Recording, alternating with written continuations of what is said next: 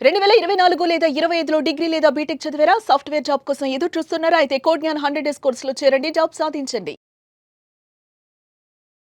రీసెంట్‌గా Alwal police station పరిధిలో ఓ ఘటన జరిగింది. ముగ్గురు మైనర్ అమ్మాయిలు ఇంట్లో విభేదించి బయటకు వెళ్లి ముక్కు మొఖం తెలియని వాళ్ళతోటి భువనగిరి వరకు వెళ్లి యాదాద్రి వరకు అక్కడ రూమ్‌లో వాళ్ళని ఆ అబ్బాయిలు ముగ్గురు అమ్మాయిల్ని కూడా ఒకడు పరిచయం అయ్యే ముందు తర్వాత ఇంకో ఇద్దరిని తీసుకొనొచ్చి ముగ్గురు అమ్మాయిల్ని రేప్ చేశారు మైనర్స్‌ని. అది నిన్న పోలీసులు ఎవరు ఏంటి అని మొత్తం ఆరా తీసి నిన్న పట్టుకున్నారు. అమ్మాయిలు ఇంటికొచ్చి చెప్పారు. తర్వాత ఎవరు అనేది నిన్న పోలీసులు ఐడెంటిఫై చేసి వాళ్ళని రిమాండ్ కూడా చేశారు. అయితే ఇందులో ఎవరైతే అక్కడ రూమ్స్ ఇచ్చారో వాళ్ళకు లాడ్జింగ్‌లో అతన్ని కూడా అరెస్ట్ చేశారు పోలీసులు. అసలు ఏమైపోతుంది? ఎక్కడికి పోతున్నాం? చిన్న చిన్న పిల్లలు ఇంట్లో తల్లిదండ్రులను విభేదించటం ఏంటి? స్కూల్లో చదువుకునే పిల్లలకి వేరే అబ్బాయిలతో పరిచయాలు ఎందుకు? ఆ వెళ్ళిన వాళ్ళు ఎవరు ఏంటి అని చూడకుండా లాడ్జింగ్ వాళ్ళు ఎలా పడితే అలా రూమ్ ఎలా ఇచ్చేస్తారు? అసలు ఏం జరుగుతుంది? గుడ్ పేరెంటింగ్ అంటే ఎలా ఉండాలి? దాన్ని పిల్లలకు అర్థమయ్యేలా ఎలా చెప్పాలి? ఇవన్నీ ఒకసారి మనం జై భారత్ పార్టీ వ్యవస్థాపక అధ్యక్షులు, ఐపీఎస్ ఆఫీసర్, మాజీ సిబిఐ జేడీ లక్ష్మీనారాయణ గారితో మాట్లాడి తెలుసుకుందాం. సార్ నమస్తే అండి. నమస్తే అమ్మా నిరుపమ్ గారు. సార్ చాలా దారుణమైనటువంటి ఘటన. ముగ్గురు కూడా 14 ఇయర్స్ పిల్లలు, జస్ట్ 9th క్లాస్ చదువుతున్నటువంటి పిల్లలు. తల్లిదండ్రులు వాళ్ళని కంట్రోల్లో పెడుతున్నారు, ఇలా ఉండాలి అలా ఉండాలి అని చెబుతున్నారు అని చెప్పి అది నచ్చక ఇంట్లో నుంచి బయటికి వెళ్ళిపోదామని ముగ్గురు డిసైడ్ అయిపోయి సికింద్రాబాద్ రైల్వే స్టేషన్ వరకు వచ్చి అక్కడెవరో ఒక అబ్బాయి పరిచయం అయితే ఆ అబ్బాయితో పాటు వాళ్ళు యాదగిరి నేను స్వామివారి దర్శనం చేపిస్తానని చెప్పి తీసుకొని వెళ్ళి యాదాద్రి వరకు ఆ తర్వాత అతను ఇంకో ఇద్దరిని పిలిచి ఒక రూమ్కి తీసుకుని వెళ్ళి పిల్లల ముగ్గురిని కూడా రేప్ చేసి అత్యంత దారుణంగా మళ్ళీ తీసుకొచ్చి సికింద్రాబాద్లో వదిలేసి వెళ్ళిపోయారట సార్. అది నిన్న పోలీసులు పట్టుకున్నారు, వాళ్ళని పట్టుకున్నారు. సేమ్ టైము ఆ లాడ్జింగ్ ఎవరైతే వీళ్ళకి రెంట్కి ఇచ్చారో అతన్ని కూడా పట్టుకున్నారు. చిన్న పిల్లల్ని లాడ్జింగ్కి ఎలా వచ్చారు అని ఆలోచించకుండా వాళ్ళ ఆధార్ కార్డులు కూడా చెక్ చేయకుండా ఎలా పడితే ఎలా ఇస్తారు అని చెప్పేసి కూడా పోలీసులు క్వశ్చన్ చేసి అతన్ని రిమాండ్ చేశారు. నిందితులతో పాటు అతన్ని కూడా రిమాండ్ చేశారు. సార్ ఇక్కడ 3 విషయాలు. ఒకటి, చిన్న పిల్లలు తల్లిదండ్రులతో విభేదించటం ఏంటి? పద్ధతిగా ఉండండి అని చెప్తే అది తప్పు ఎలా అవుతుంది? ఒకటి. ఇంకొకటి, ఎవరో అమ్మాయిలు కనబడితే ఇష్టానికి తీసుకుపోయి వాళ్ళ తల్లిదండ్రుల గురించి వాళ్ళ భవిష్యత్తు గురించి కూడా ఆలోచించకుండా ఆ పిల్లల్ని ఇట్లా లైంగిక దాడికి పాల్పడడం ఏంటి? మూడోది, లాడ్జింగ్ అతనికి కొంచెం కూడా బాధ్యత లేకుండా ఇష్టానికి ఎవరు వస్తున్నారు ఏంటి అని ఆలోచించకుండా అతను ఎలా ఇస్తాడు రూమ్ రెంట్కి? ఈ 3 అంశాలు సార్. అసలు గుడ్ పేరెంటింగ్ అంటే ఎలా ఉండాలి?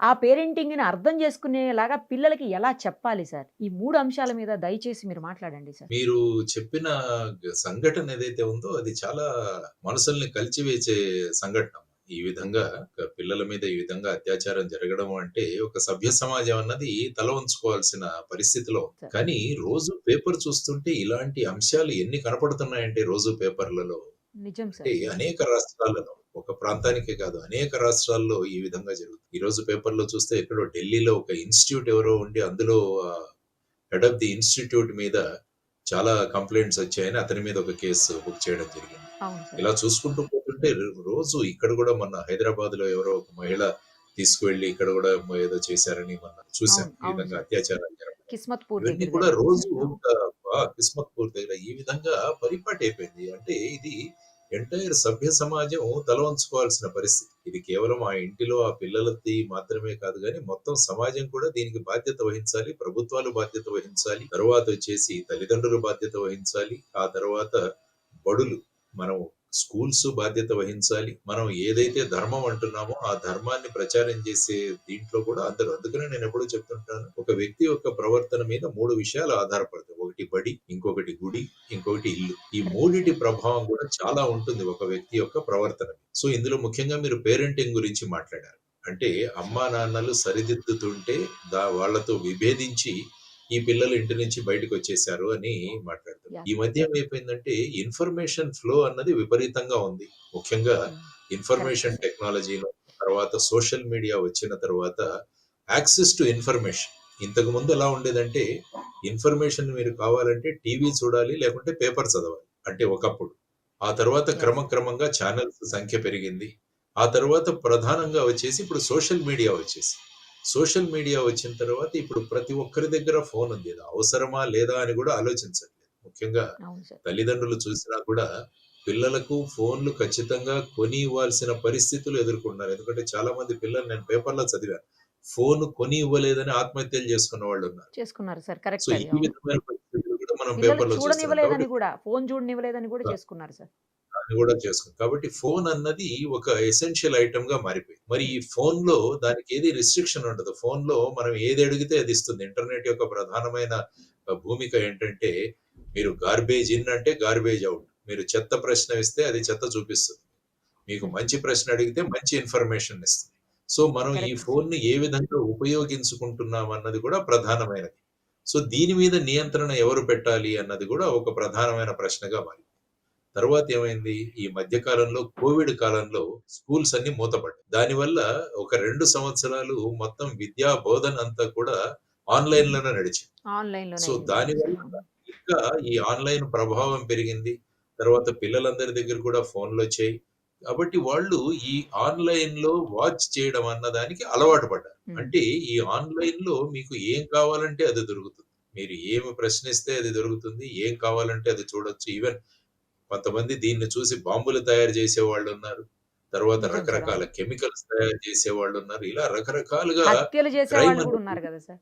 హత్యలు చేసేవారున్నారు. దాన్ని అవి సాక్ష్యాధారాలు దొరకకుండా ఎలా చేయాలన్నది కూడా అది అవి గూడా. చూపిస్తారు. అవును సార్. కరెక్ట్. కరెక్ట్. ముఖ్యంగా ఈ క్రైమ్ పెట్రోల్ ఇలాంటివి సీరియల్స్ కొన్ని ఎవరో చెప్పారు మొన్న. నేనది ఒకసారి చూస్తే అందులో హ్మ్. రకరకాలు అంటే కుటుంబంలో మనకున్న ఈ సంబంధాలు, బాంధవ్యాలు ఇవన్నీ పక్కన పెట్టేసి కేవలం క్రైమ్‌ను చూపించాలి అన్న ఒక ఉద్దేశ్యంతో వాళ్ళు చూపించరాని విషయాలన్నీ కూడా చూపిస్తున్నారు అందులో. సో, ఇటువంటి పరిస్థితులలో మరి వీళ్ళ ఆలోచన విధానం ప్రభావితమవుతుంది ఖచ్చితంగా. సో, ఈ ఆలోచన విధానాన్ని ప్రభావితం అవ్వకుండా కాపాడాల్సిన బాధ్యత అటు సభ్య సమాజం మీద ఉంది, తల్లిదండ్రుల మీద ఉంది. తర్వాతొచ్చేసి మన అనేక సొసైటీ మీద గూడా ఉంది.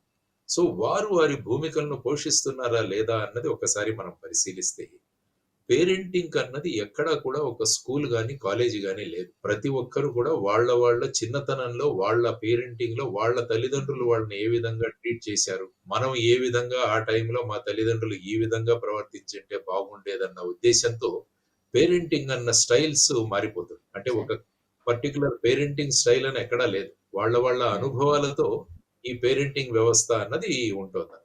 ఆ తరువాత ముఖ్యంగా ఏంటంటే ఇంతకు ముందే మనం అనుకున్నాము. జాయింట్ ఫ్యామిలీ సిస్టమ్ అన్నది మనం పోయింది. ఎందుకంటే పట్టణాలకు వలస రావడం, ఆ తర్వాత ఉద్యోగాల మీద ఆధారపడడం. ఇంతకుముందు ఎలాగుండంటే కుల వృత్తులు చేసుకుంటూ ఉండేవాళ్ళందరూ. కుల వృత్తుల వల్ల ఏమవుతుందంటే అందరూ కలిసి పని చేసుకునేవాళ్ళు. సో, దానివల్ల ఏంటంటే ఒక్కొక్క కుటుంబంలో తాతలు, తర్వాత వాళ్ళ పెదనాన్న, చిన్నాన్న, తర్వాత అత్తలు వీళ్ళంతా కలిసి ఒక జాయింట్ ఫ్యామిలీగా ఉండేది. అప్పుడేమవుతుందంటే పిల్లలు ఏం చేస్తున్నారు అన్నది ఎవరో ఒకరు వాచ్ చేసేవారు. ఎవరైనా ఇంటికి లేట్‌గా వచ్చినా కూడా, ఏదైనా ప్రవర్తనలో మార్పొచ్చినా కూడా వాళ్ళను నివారించేవాళ్ళు, వారించేవారు. ఆ తరువాత ఏమైపోయిందంటే ఈ ఉద్యోగాల వేటలో ఈ చిన్న చిన్న కుటుంబాలుగా మారిపోయాయి. వీటిలోనే న్యూక్లియర్ ఫ్యామిలీస్ అంటాం. అందులో ముఖ్యంగా ఇద్దరు పని చేస్తున్న కుటుంబాలు కూడా పెరిగిపోయాయి. Both husband and wife working. So, ఆ విధంగా వీళ్ళ మీద ఒక వాచ్ చేయాల్సిన అంటే వీళ్ళు ఎలా ఉన్నారు? వీళ్ళ ప్రవర్తన ఎలా ఉంది? అన్న దాని మీద ఎందుకంటే పిల్లలు ముద్దుగా వాళ్ళు తయారవుతున్నారు.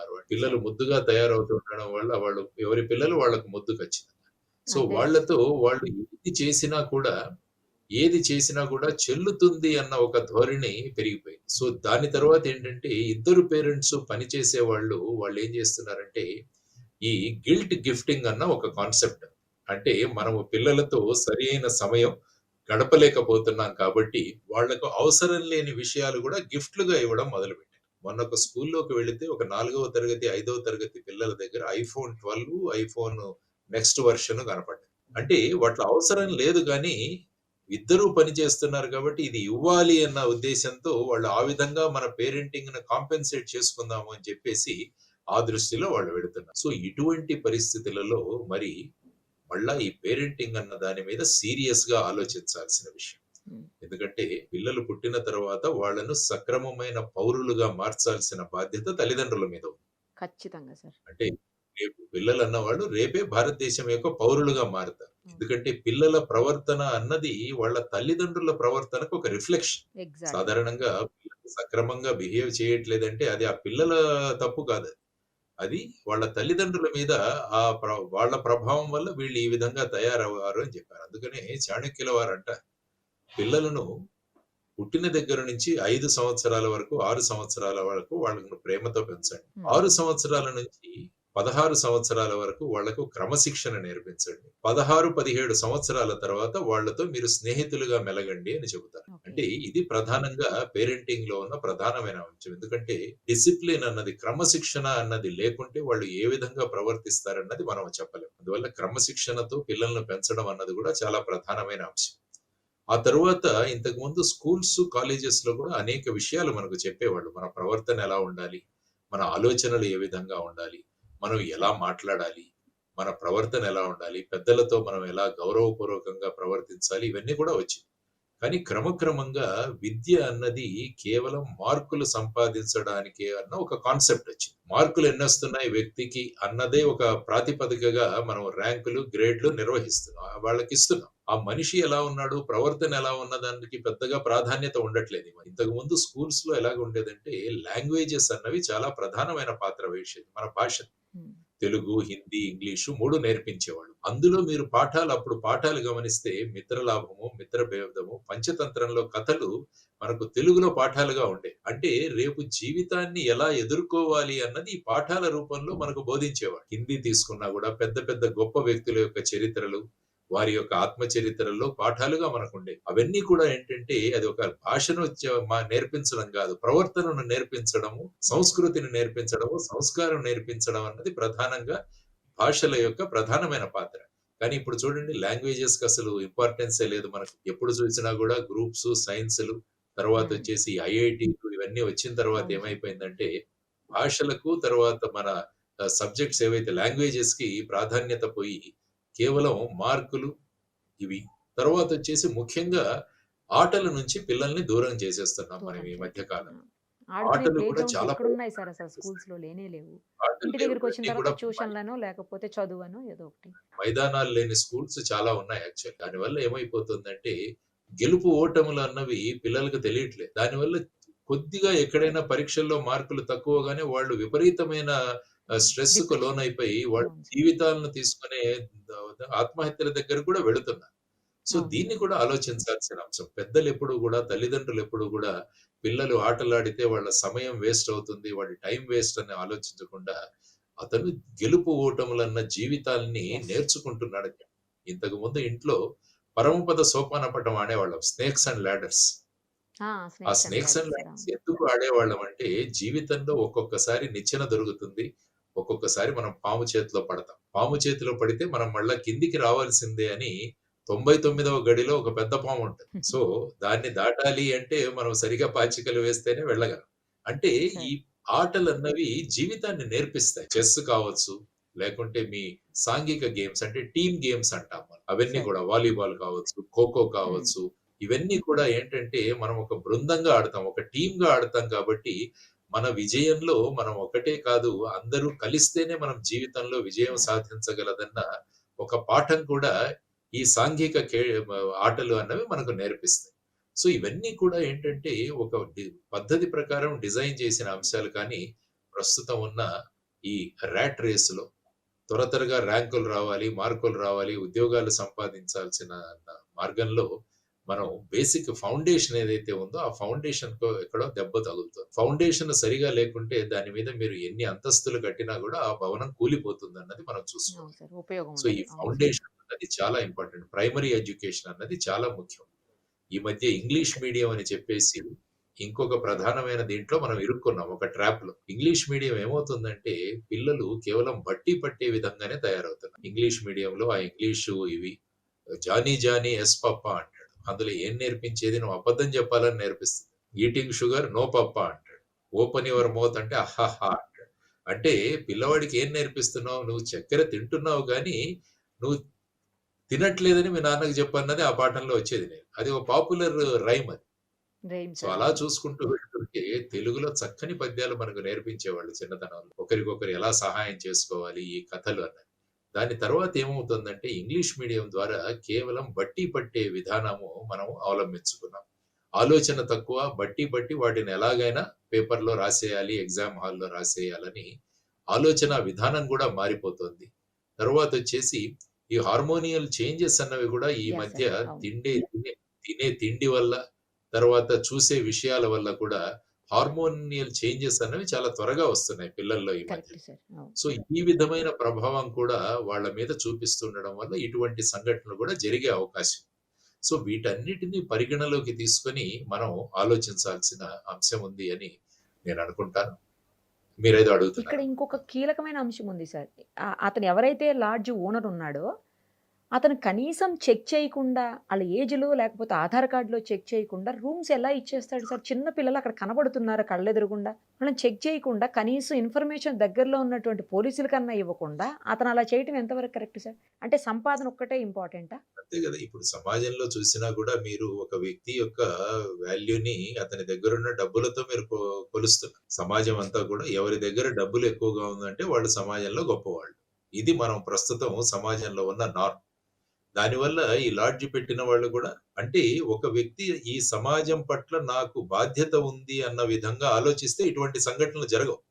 ఇప్పుడు ఆ yeah! Sir. Lodge correct. Owner మీరన్నట్టు ఈ సమాజం పట్ల నాకు బాధ్యత ఉంది. నా సంపాదన ఒక విషయం కానీ, ఈ సమాజం బాగుండాలన్నది నా బాధ్యత అన్నది నేర్చుకున్నప్పుడు ఇటువంటి విషయాలు వాడు రాగానే వెంటనే కనీసం పోలీస్ స్టేషన్‌కో వీళ్ళందరినీ కూర్చోబెట్టి వాళ్ళ తల్లిదండ్రులను పిలవడం, కౌన్సెలింగ్ యెస్. చేయడం, పోలీసుల్ని పిలిచి ఏం జరుగుతుందో అని చేయాల్సిన బాధ్యత మీరన్నట్టు యెస్. ఆ లాడ్జ్ ఓనర్ మీద ఉంది. కానీ లాడ్జ్ ఓనర్ సమాజం ఎటుపోయినా పర్వాలేదు నాకేం సంబంధం లేదు. నాకు నా డబ్బులొస్తే చాలు అని అనుకుంటే ఇలాంటి సంఘటనలు జరుగుతుంటాయి. అందువల్ల అవును మనం సార్. ఏమనుకుంటున్నామంటే ఇల్లు నాది అనుకుంటున్నాం గానీ సమాజం నాది కాదు అనుకోవట్లేదు. సో దానివల్ల ఏంటంటే ఇటువంటి ప్రమాదాలన్నీ వస్తున్నాయి. సో వీటన్నిటిని ఆలోచించాలి అంటే ఒక సమగ్రమైన శిక్షణా విధానం ఉండాలి. మన నేషనల్ ఎడ్యుకేషన్ పాలిసీ అని తీసుకొచ్చాం. అంటే విద్యా విధానంలో ఎటువంటి మార్పులు రావాలి అన్నది కానీ ఇంకా ఇంప్లిమెంటేషన్ అంతంత మాత్రంగానే ఉంది. అందులో మీరు చూస్తే ముఖ్యంగా 5వ తరగతి వరకు వీలైతే 8వ తరగతి వరకు మాతృభాషలో వాడక భాషలో బోధన జరగాలి అని చెప్పేసి అందులో చెప్పిన అంశం. కానీ ఇప్పుడు సార్. అది కూడా ఇంప్లిమెంట్ చేయలేదు కదా మనం. సో చేయట్లేదు. దానివల్ల స్టూడెంట్స్ ఏంటంటే ఒక రోబోలుగా మనం తయారు చేసేసుకుంటూ ఉన్నాం.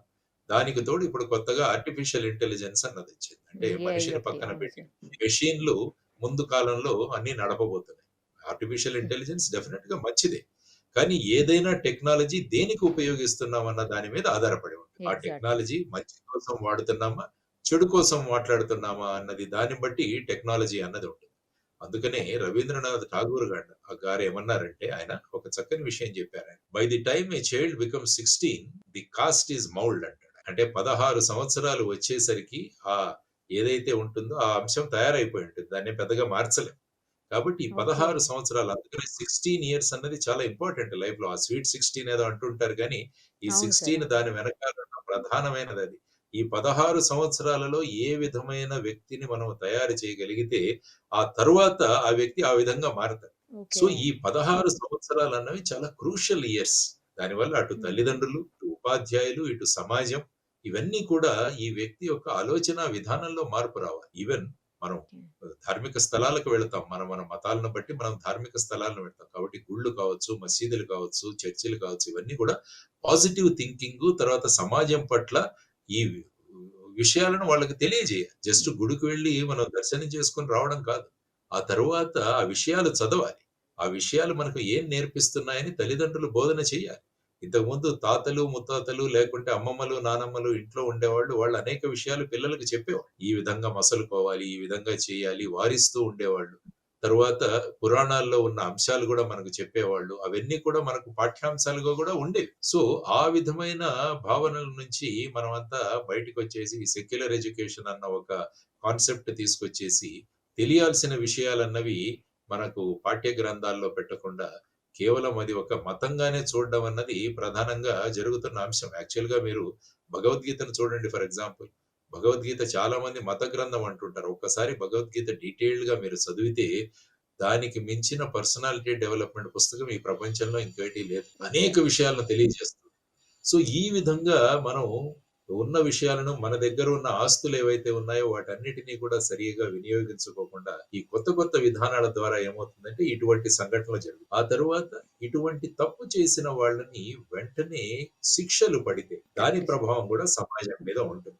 దేశాన్ని మొత్తం కలిచివేసిన నిర్భయ సంఘటన కూడా సుమారుగా 10-12 సంవత్సరాలు పట్టింది దాని మీద. అంటే మొత్తం దేశాన్నే కుదిపివేసిన సంఘటన ఏదైతే ఉందో, దానికే ఇన్ని రోజులు పడితే, మేము తప్పు చేసినా కూడా మాకేమీ కాదు అన్న ఒక ధోరణి ఏదైతే ఉందో సమాజంలో, అది కూడా త్వరగా కేసులు పరిష్కరించబడాలి. కేసులలో ట్రయల్ జరగాలి. శిక్షలు పడితే కరెక్ట్ సార్. అప్పుడు కరెక్ట్. సమాజం నేర్చుకుంటుంది.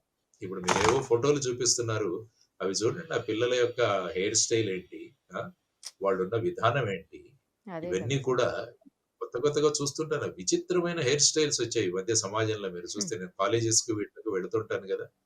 అంటే ఏమవుతుందంటే ఇక వారి మీద ఎవరి నియంత్రణ లేదు అన్న పరిస్థితి ఏర్పడిపోయింది సమాజం. సో, ఇది సమాజానికి ప్రమాదకరం. సో, తల్లిదండ్రులు ఎప్పుడు కూడా వాళ్ళ భావాలు, వాళ్ళ బాధ్యతల నుంచి మేము తప్పించుకుంటే ఏమవుద్దంటే రేపు సమాజానికి కంటకుడుగా వస్తాడు. అందుకని ఒక చిన్న కథ ఉంది. హ్మ్. ఒకావిడ చిన్నప్పుడు వాళ్ళ పిల్లవాడు పక్కింట్లో తోటకూర, గోంగూర ఇవన్నీ దొంగతనం చేసుకుంటూ వస్తుంటే వాడినేమి అనలేదట. ఆ తర్వాత వాడు పెద్ద గజ దొంగగా మారతాడు. ఆ తరువాత వాడిని పోలీసులు పట్టుకుంటారు. అప్పుడు ఈవిడ వెళ్లి పోలీసులు అన్యాయంగా మా వాడిని అరెస్ట్ చేశారంటే ఆ అబ్బాయే అన్నాడంట, "అమ్మా నువ్వు చిన్నప్పుడు నాకు గనక ఇది తప్పు అని చెప్పింటే నాకు ఈ పరిస్థితి వచ్చేది కాదు కదా!" అని ఆ పిల్లవాడు అంటాడు. సో, ఇలాంటి విషయాల వల్ల ఏమవుతుందంటే అనేక సందేశాత్మక విషయాలు పిల్లలకు తెలుస్తాయి. దీన్ని మనం కరెక్ట్ ముందుకు సార్. తీసుకురావాల్సిన అవసరం. సో, ఈ సంఘటన ఏదైతే ఉందో ప్రస్తుతం దేశంలో జరుగుతున్న సంఘటనలు ఏవైతే ఉన్నాయో, ఇవన్నీ కూడా అత్యంత ప్రమాదకరం. ఆ తర్వాతేంటంటే, పోలీసులు ఎప్పుడైనా ఈ విధంగా ఎవరినైనా నివారించడానికి చేస్తే మళ్ళా కొన్ని స ఈ కొన్ని అసోసియేషన్స్ ఇవి ఉన్నాయి. ఇవంతా ముందుకొచ్చేసి మోరల్ పోలీసింగ్ చేయాల్సిన అధికారం పోలీసులకేంటి అంట. అది తల్లిదండ్రుల బాధ్యత గదా! అంట. అంటే సమాజంలో ఎవరైనా ప్రవర్తన సరిగా లేకుంటే రోడ్డు మీద గాని, ఎక్కడైనా కూర్చొని సరిగా చేయకుంటే వాళ్ళనేదైనా తీర్చిదిద్దే మార్గంలో ఏదైనా చేయబోతే, మళ్ళా వాళ్ళకు మీకు ఎవరైనా ఈ విధంగా అఫెన్సెస్ చేస్తే పనిష్ చేయాలి గానీ, మీకు మోరల్ పోలీసింగ్ అధికారం ఎక్కడ ఉంది అని చెప్పేసి. తర్వాత ఇంకొక ప్రమాదకరమైన విషయాలేంటంటే మన సినిమా. సినిమాలు కూడా అత్యంత ప్రభావం చూపిస్తున్నాయి పిల్లల యొక్క ఆలోచనా వ్యవస్థ మీద. ఇప్పుడు చూడండి ఎలాంటి సినిమాలొస్తున్నాయో కొన్ని సినిమాలు అవును. చూస్తుంటే, అవును సార్. అసాంఘిక శక్తులు ఏవైతే ఉన్నాయో వాళ్ళని హీరోలుగా ప్రొజెక్ట్ చేస్తూ, పోలీసు వ్యవస్థని కరప్ట్‌గా చూపిస్తూ, అంటే ఏం సందేశం ఇవ్వబోతున్నాం మనం? తరువాత ప్రతి 10 నిమిషాలకి, 15 నిమిషాలకి హీరో గాని ఒక తాగుడు సంఘటన చూపించడం అందులో. చిన్న అక్షరాలతో smoking is correct. Injurious to health. Sir. Drinking alcohol is injurious to health అని అసలు మనం చాలా కష్టపడి చదవాలి. అటువంటి ఇవి ఉంటాయి. సో, ఇటువంటి విషయాలను ఎందుకు పెట్టాలి? హీరో తాగితేనే హీరోనా? సిగరెట్ తాగితేనే హీరోనా? ఎందుకంటే హీరో వర్షిప్ అన్నది మనకు సినిమాల వల్ల చాలా ఎక్కువగా ఉంది సమాజం. దానివల్ల ఏంటంటే హీరోలు ఏం చేస్తే మేము కూడా అదే చేస్తామన్న ధోరణి కూడా ఈ మధ్య యువతరంలో పెరిగిపోయింది. సో, అదే అంటున్నాను. ఇదంతా కూడా సాంఘిక బాధ్యత, సోషల్ రెస్పాన్సిబిలిటీ. ఆ ప్రొడ్యూసర్‌లకి, ఆ డైరెక్టర్‌లకి, ఆ హీరోలకి వీళ్ళందరికీ మనం చేస్తున్న విన్యాసాలు ఏవైతే ఉన్నాయో, మనం ఏవైతే మాటలు మాట్లాడుతున్నామో, ఇది సమాజం మీద ప్రగాఢమైన ప్రభావం చూపిస్తున్నామన్న జ్ఞానం ఉన్నప్పుడు, సమాజం పట్ల మనకు బాధ్యత ఉంది అనే వాళ్ళలో ఒక విషయం ఉన్నప్పుడు, అటువంటి వాళ్ళు ఇటువంటి సినిమాలు తీయరు. ఇటువంటి మాటలు మాట్లాడరు సినిమాల్లో. ఇటువంటి విషయాలు చూపించరు తెర మీద. సో, దీనివల్ల ఏంటంటే ఇదంతా కూడా సమాజం మీద ప్రభావం చూపిస్తుంది అన్నది ప్రతి ఒక్క వర్గం కూడా సమాజంలో ఆలోచించాలి. సమాజం పట్ల ఆలోచించాలి. దేశం పట్ల ఆలోచించాలి. ఇదొక సామూహిక బాధ్యత మనదంతా. ఇట్స్ ఎ సోషల్ రెస్పాన్సిబిలిటీ మనందరిది కూడా. సో, ఆ విధమైన ఆలోచనలతో అందరూ ముందుకు రావాలని కోరుకుంటూ, ఈ విధమైన ఈ జరిగిన సంఘటన ఏదైతే ఉందో అది నిందనీయం. వెంటనే ఈ కేసును త్వరగా పరిష్కరించి, ఈ మధ్య ఇటువంటి కేసులు ఎక్కడ ఉన్నా కూడా జువెనైల్స్ అన్న వాళ్ళు చాలా మంది ఇన్వాల్వ్ అవుతున్నారు ఇందులో మీరు చూసుకుంటే. సార్. ఈవెన్ 'నిర్భయ' కేసులో చూసుకున్నా కూడా ఇద్దరు జువెనైల్స్. 18 సంవత్సరాల కన్నా తక్కువ వయస్సు ఉన్న పిల్లవాళ్ళు. ఇప్పుడు ఏ సంఘటన జరిగినా కూడా అదే మీకు కనిపిస్తుంది. చాలా మంది ఈ మైనర్స్ ఇన్వాల్వ్ అవుతున్నారు. సంఘటనలో ఉన్న వాళ్ళని మీరు ఇంటరాగేట్, క్వెషన్ చేసినప్పుడు వాళ్ళందరూ కూడా ఈ పోర్న్ చూడడము, ఆ తర్వాత ఈ మొబైల్ ఫోన్స్‌లో ఈ విధమైన అశ్లీల చిత్రాలు చూడడము, వీటన్నిటి ప్రభావం వల్ల వాళ్ళకున్న హార్మోనియల్ చేంజెస్ వల్ల కూడా వాళ్ళ ఆలోచన విధానమే మారిపోతుంది. ఒక వ్యక్తిని చూసే భావన కూడా మారిపోతుంది ఈ మధ్య. అది ప్రమాదకరం. ఎందుకంటే భారతదేశం స్త్రీలను గౌరవించే దేశం. ఎత్ర నార్యంతు పూజ్యంతే రమంతే తత్ర దేవత అన్నది భారతదేశం యొక్క సంస్కారం. కాబట్టి మహిళలను ఆదరించి, గౌరవించే సంస్కారం భారతదేశ సంస్కారం. కానీ ఈ ఇటువంటి చిరు ప్రాయంలో ఉన్నవారే ఈ విధమైన ఆలోచనలతో ముందుకు వెళుతున్నారంటే, ఇది దేశానికి, రాష్ట్రానికి, సమాజానికి అత్యంత ప్రమాదకరమైన విషయం. దీనితో ప్రతి ఒక్కరూ కూడా మా బాధ్యత ఉంది అని ఆలోచించినప్పుడే ఏమవుతుందంటే ఈ సమాజం బయటపడుతుంది. లేకుంటే ఇలాంటి సంఘటనలు జరుగుతూనే ఉంటాయి. మనం ఇలా డిస్కషన్‌లు పెడుతూనే ఉంటాం. హ్మ్. సో, ప్రతి ఒక్కరి ఆలోచన విధానంలో మార్పు రావాలని మనం కోరుకుందాం. చక్కటి విశ్లేషణ sir. Thank you sir. Thank you so much. Right. నమస్కారం. సుమన్ టీవీలో మీ పర్సనల్ అండ్ బిజినెస్ ప్రమోషన్స్ కోసం కింది నెంబర్కి కాంటాక్ట్ చేయండి.